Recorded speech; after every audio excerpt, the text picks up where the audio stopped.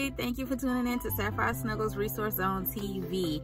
So I just wanted to shoot this video before I go into work, talking about UTIs in children, urinary tract infection in children. Yes, there's a thing, and it does happen quite often.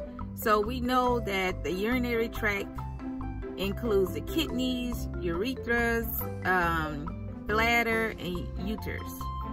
So I know I said that wrong, but I'm really bad with medical names. So what is a UTI? We hear those terms thrown around a lot, but UTIs are caused by bacteria, and infection of the bladder is the most common place for the UTI because that's where our urine comes from. So again, it's caused by germs, bacteria.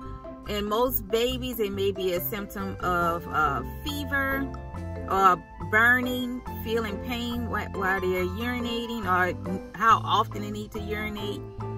Infant boys are more likely to get UTIs than infant girls, but older girls get more UTIs than older boys. So it kind of flips around. Usually it's treated with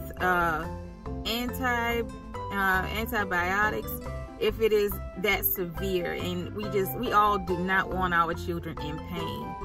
So sometimes kids are born with birth defects that causes the urinary tract to be infected. It doesn't stop the urine from flowing, but some kids do accumulate more bacteria than others, and it just, too much of anything is not good. So again, like newborns can get very sick of UTIs. It spreads through the blood to the rest of the body. That's called sepsis. So that's something extremely dangerous that needs to be treated immediately. Symptoms usually depends on the age. So any child under 2 years old, the symptoms may be like fever, throwing up, diarrhea, and really strong smelling urine. You would know that it wouldn't smell like the normal urine. It would have like a overwhelming power over your nose.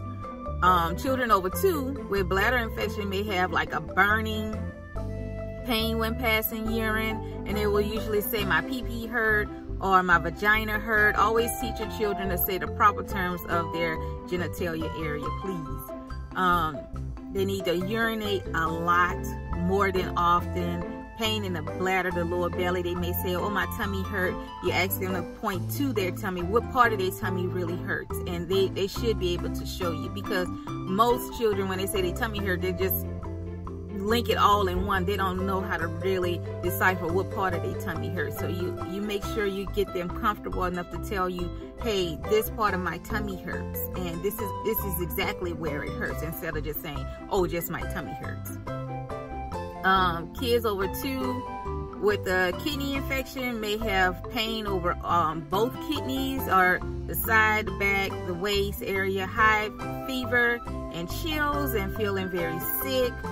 That's a doctor's visit or emergency visit.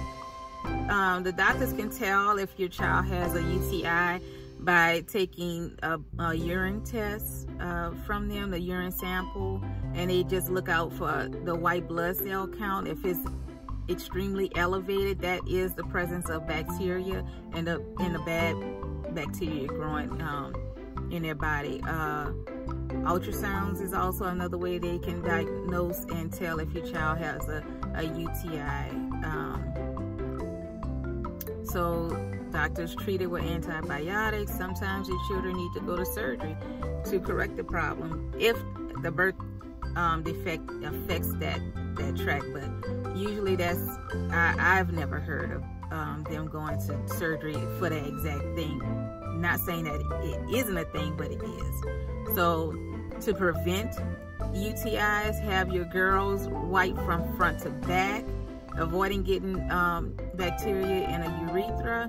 Don't give kids bubble baths. I know it looks fun, and I don't care how safe that the bubble bath say it is, it's usually not, because just from that bubble bath, the solution from that can go into their hole, into their genitalia area, and will infect it.